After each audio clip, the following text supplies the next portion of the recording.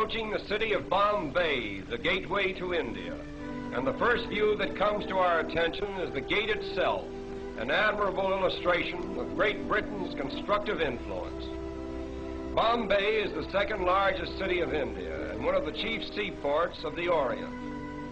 It has a mixed population of over 1 million people, representing practically every race and creed in the world.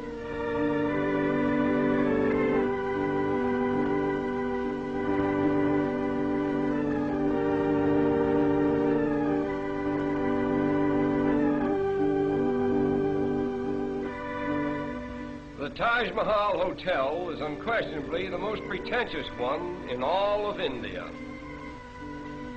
One of the outstanding features of Bombay is its sudden transitions from the modern to the ancient. This scene, for example, was taken a few minutes from the heart of the city, where the 15th century is constantly rubbing shoulders with the 20th. These automobiles cutting into this line of ancient vehicles suggest an odd symbolism which typifies all of India, for time and time again the new cuts into the old. But the gap is soon filled in, and the ancient procession goes on in strange defiance.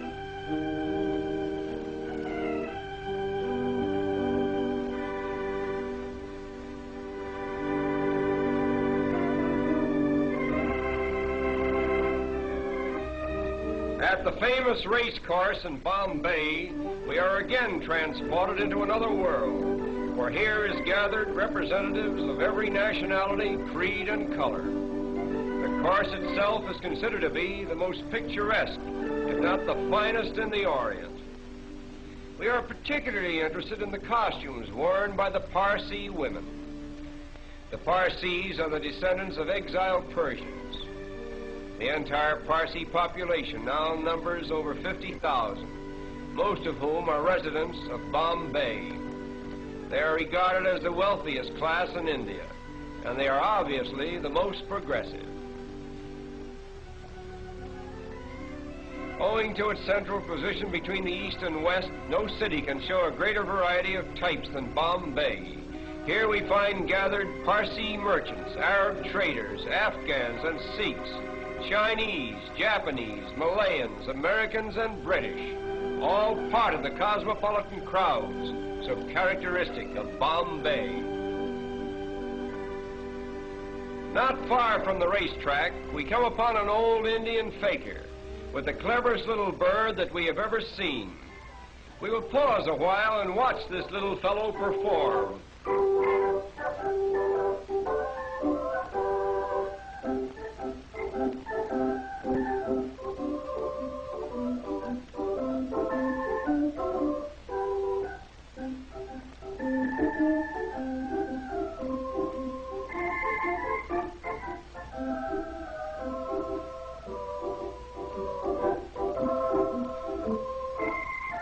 All this work is just to get a little seed that is lodged in a tiny bucket.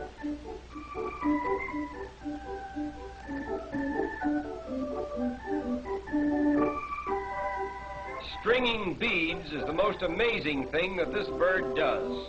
A needle is fastened to one end of the thread. The bird actually sticks the needle through a bead, drops the needle, gets a new grip, and slides the bead down onto the thread.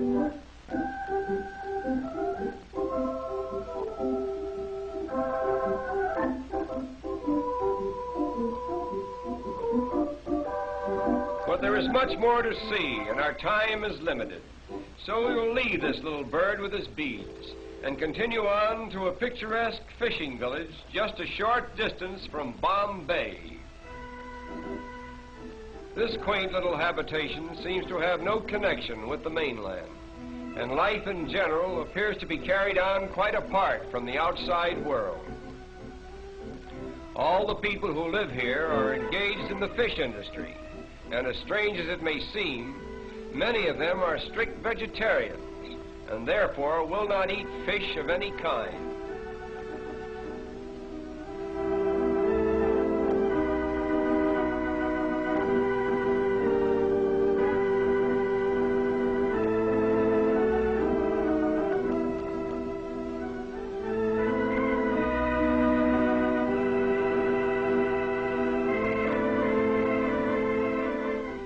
Even in this peaceful little village, there is a rigid system of caste.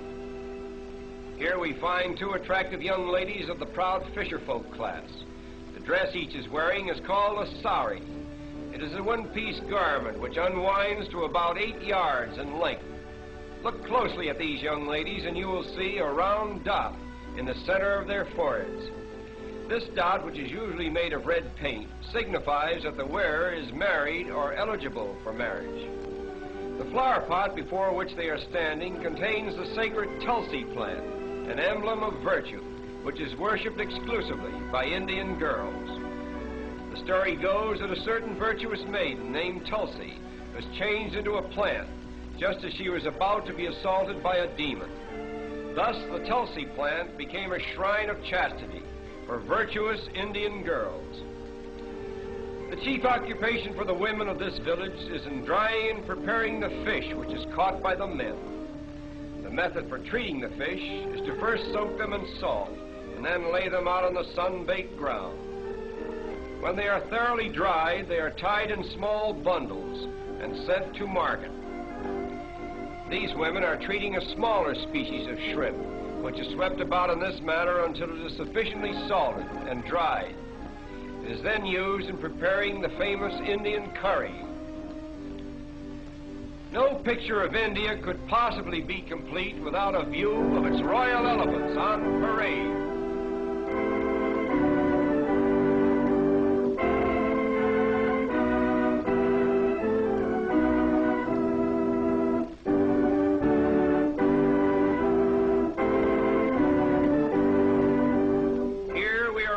Of the wealth of India and the splendor of the days that used to be.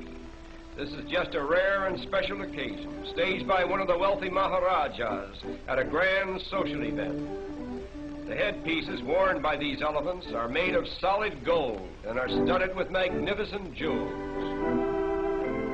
But now our journey is coming to an end. We will take one last look at Bombay before we draw our visit to a close. To the observing tourist, this view is more than just a picture. It is Bombay, the gateway to India. Through it flows the commerce of an empire. Great commercial houses, stately public buildings, and educational institutions flank its broad thoroughfares. Railways converge here from every state in India, and steamship routes diverge to the ends of the earth. Such has been the first constructive imprint of Western civilization upon this much talked of and generally misunderstood country. And so our journey ends. We bid farewell to Bombay, the gateway to India.